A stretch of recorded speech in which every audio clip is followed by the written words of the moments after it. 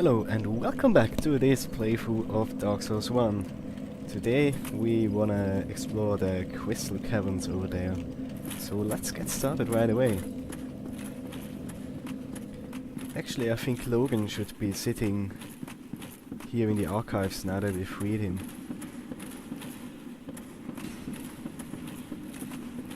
So let's have a chat with him real quick. There he is. Hello there. I was expecting you. This place is truly magnificent, more than expected. As promised, I shall share the new sorceries with you, and the secret of Seath's immortality. Oh. Now that sounds promising. Tell us what you know. The secret of Seath's immortality. If you have fought him and were imprisoned, you must know that Seath is a true undead, different from ourselves.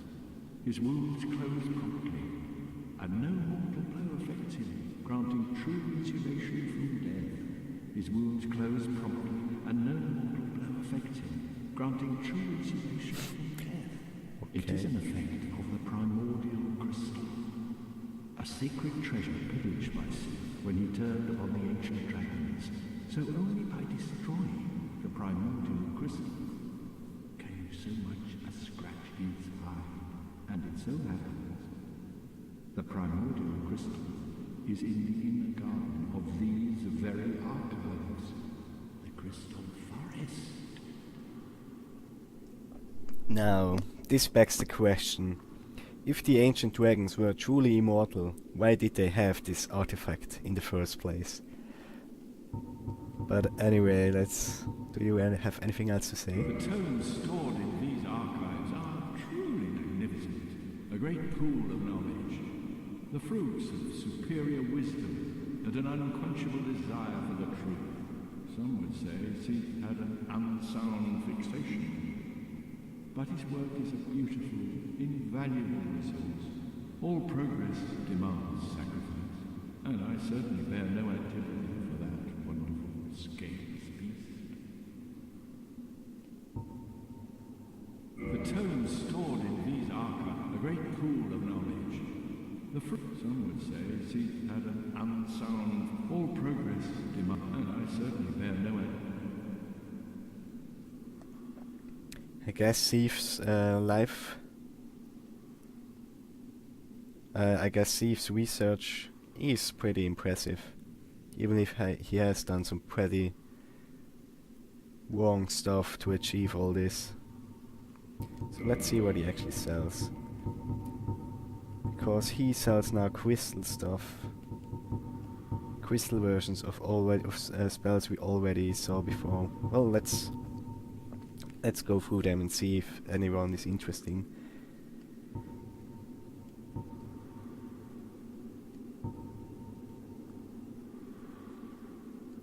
Life originates in the soul. No wonder the soul mass draws towards it. This sorcery is a window into Seeker Logan's methods. The Soul Spear is a symbol of Logan's strength. The Soul Spear is referenced repeatedly in the legends. It is said to be on par with Lord Gwyn's lightning. Okay, that's actually pretty impressive. We already saw these two. Sorcery boosted by the knowledge Logan acquired at the Regal Archives. Damn, he works fast.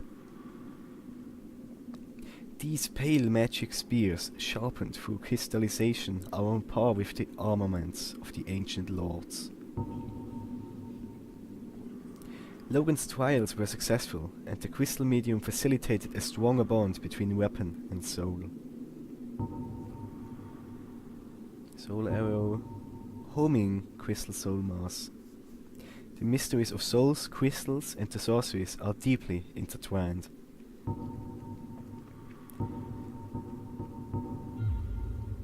Yeah, so he has done some impressive research in the short time he was in the archives here. His questline continues if you purchase all of his items. We might do that in a cleanup episode later in the playthrough. Or we might not do it and I just tell you what happens. Because it's not a big event we would miss.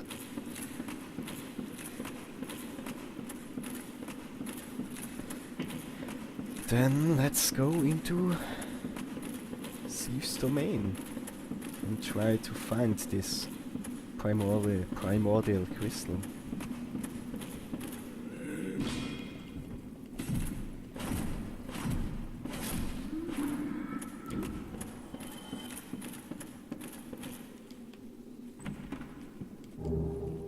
Yeah, these prism stones are gonna come in handy. The crystal caves. Or cavern, or whatever you will.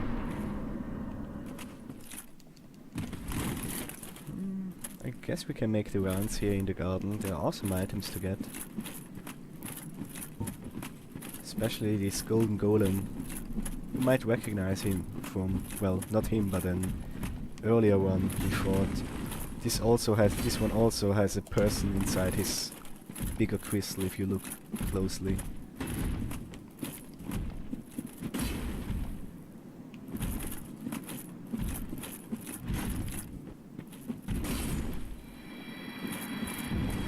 Look who it is. Or is it? It was you who rescued me.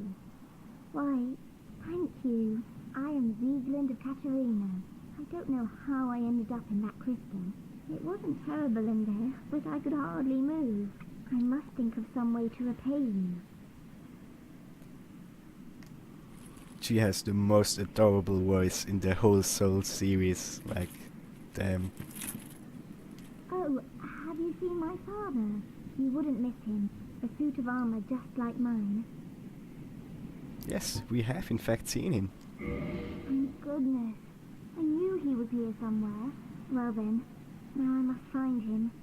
Thanks again, truly. Now if we'll just stay put and keep out of trouble. Thank goodness. I knew he was here somewhere. Well then, now if we'll just... Well, she didn't tell us why she searched for him yet, but this will advance Sigmaya's questline. And I think we will meet her the next time we go into Firelink.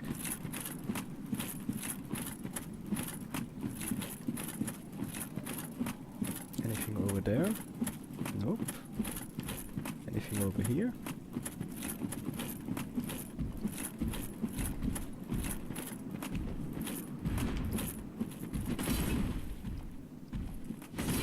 So yeah, I assume that those golden crystal golem dudes are the way how Seath abducts women to use for his experiments. If we aren't even guarding an item, I'm not gonna bother with you.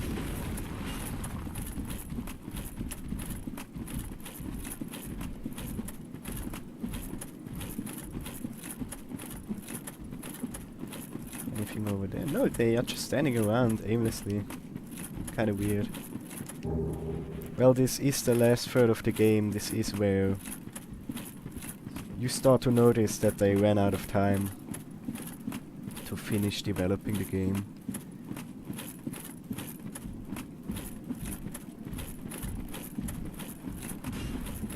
Well, if I wanna explore the cavern in peace, I should probably take these two out. Ooh, wow. Did not expect him to make such a big jump. Yeah, tank that shit.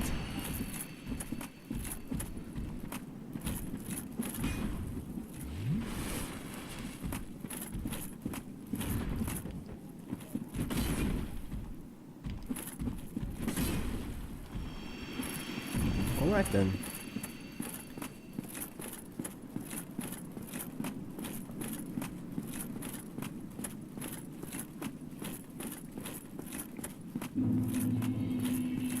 Well, the Crystal Cave is visually certainly impressive, to say the least. And I really like the look of it. But it's quite a pain to navigate, and you will see soon why that is the case. For one thing is that you are always at the danger of falling.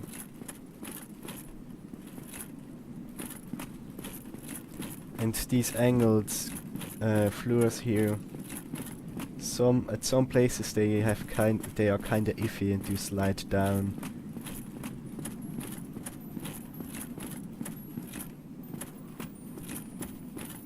Oh dear, visually I think it's a stunning place. Especially with the moonlight butterflies everywhere. You can actually fight them, but it's not a good idea. Because they are harmless to you if you don't provoke them first. Live and let live, you know.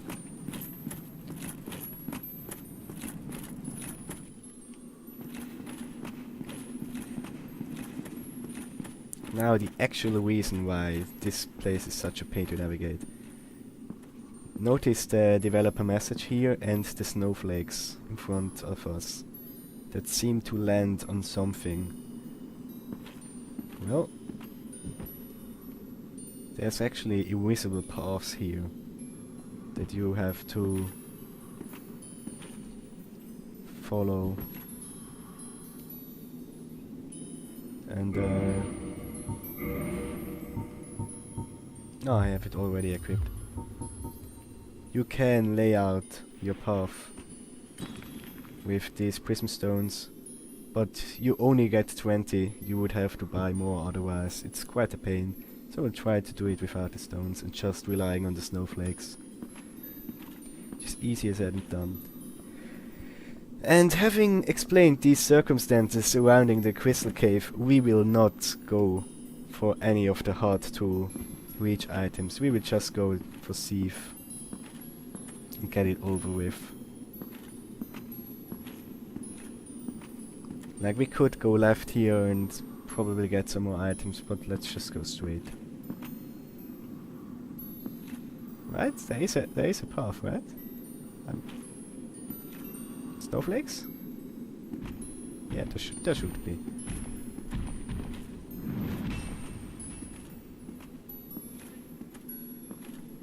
Or am I... See, I'm already doubting myself if I'm going the right way. I think that's the way. Let's check out what's this way first. Can always turn back. Yeah, see how I slide off? It's really unsettling. Or is this the way?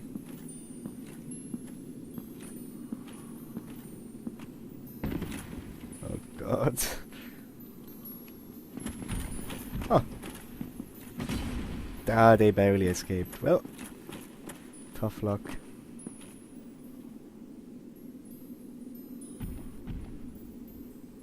God, now I'm already confused as to where to go.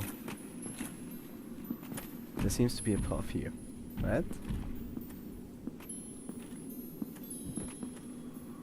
Imminent fall.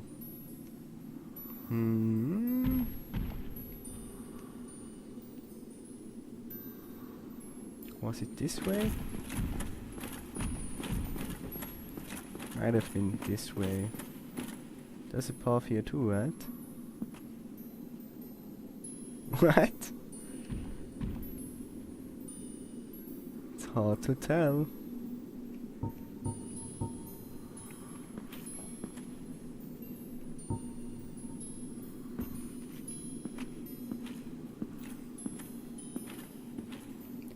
Yeah, I think I'm on the right track. Nope, nope! Well, fuck me. See what I mean? This crystal cave fucking sucks. It's so dumb. And everything looks the same, like you have no visual cues as where to go.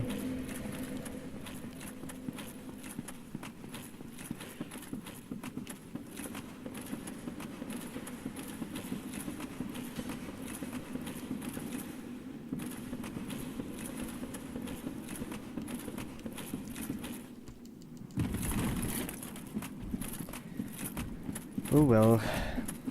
Just hope we beat Seath first try, so we don't have to go through the cave more than necessary.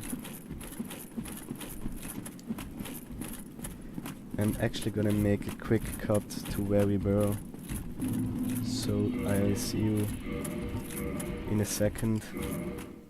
So here we are again, and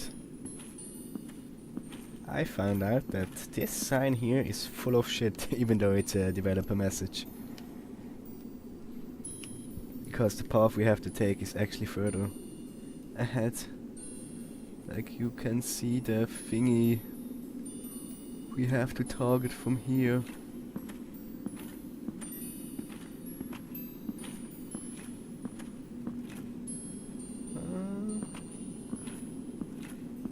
I think I'm on the right path. Yeah.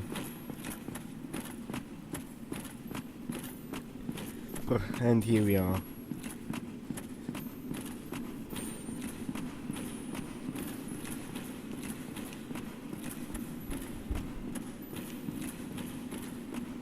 And here we have some of these clams that we already saw in the Great Hollow. So I don't really know what the connection there is, if there is any at all.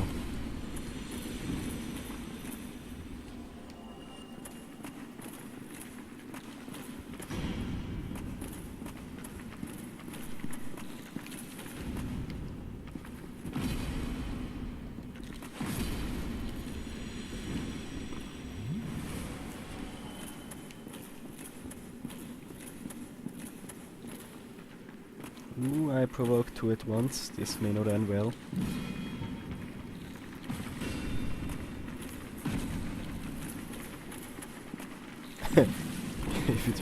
If it were just two, that would be one thing.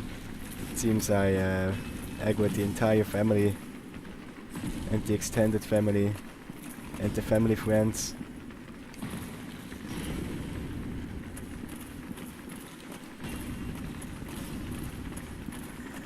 But as always, keeping calm usually resolves the situation.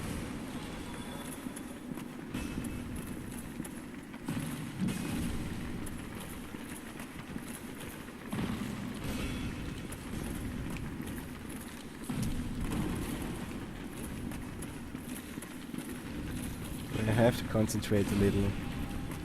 Crowd controlling is not the easiest thing in Dark Souls.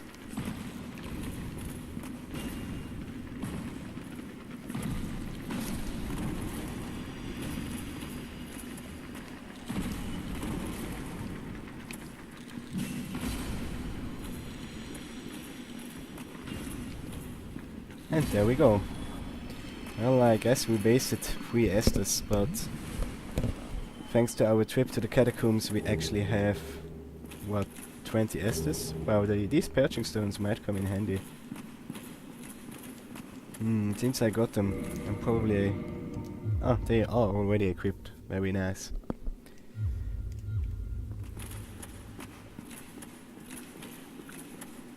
So, you can already see it from here. This glowy thing here is the primordial crystal Logan talked about. But before we approach it, let me make sure that it actually turned on the recording.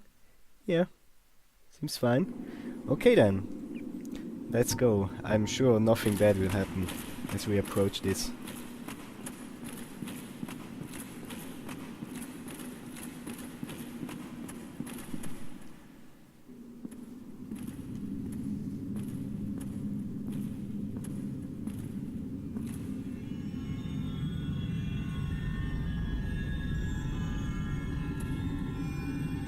So they make it clear that this thing is important, even if you didn't free Logan, so that you have a fair chance at this fight. Putting one and one together.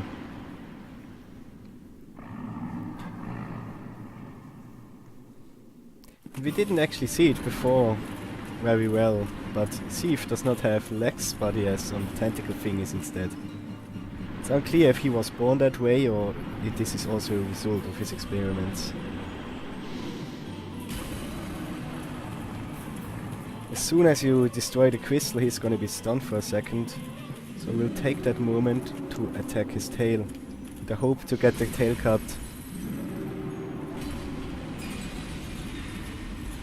Without dying. Behind him is actually the most dangerous place you can be in this boss fight. Well, we did get the tail cut, so I guess we'll just fight him normally. But I really want to get his tail. Oh, damn it!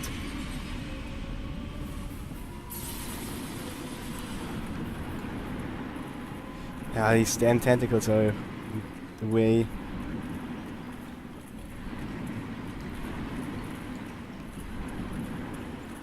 Stop hurting!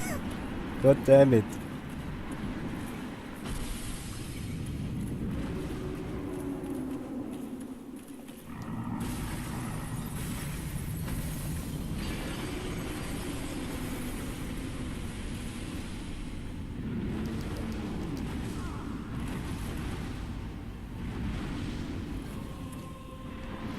So as you see, his attacks do curse build up, which can be dangerous.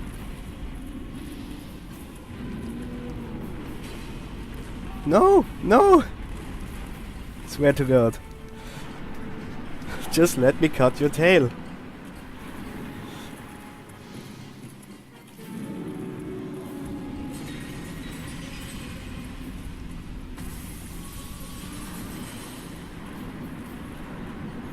Like, as soon cutting his tail is the hardest task in this fight. Battle itself is actually pretty easy, because his attacks are heavily telegraphed.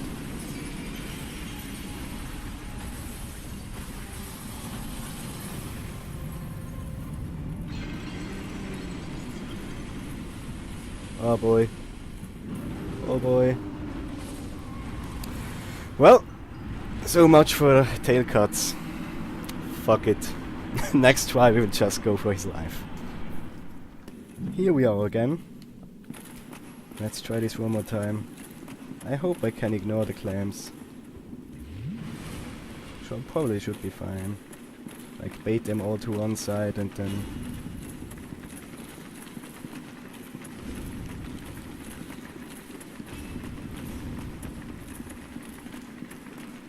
Okay, we are just gonna ignore the tail and go for Seath himself. But first we have to destroy the crystal once more.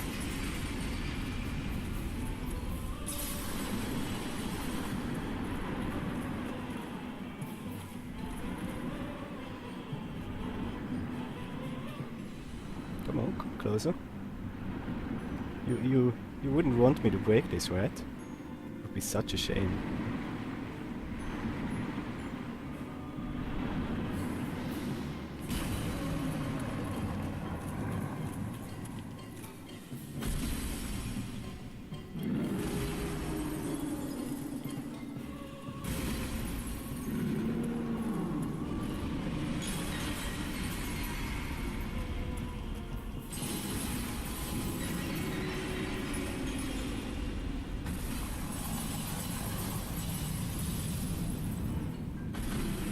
See?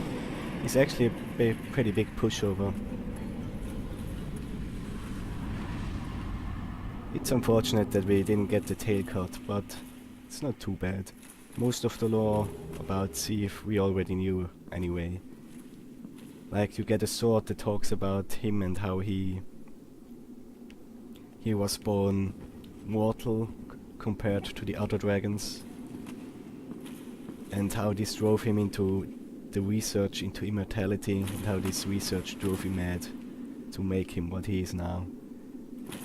Well, yeah. So we are gonna end the episode here, and next time we will investigate Anolondo, because something's not quite right there. Goodbye.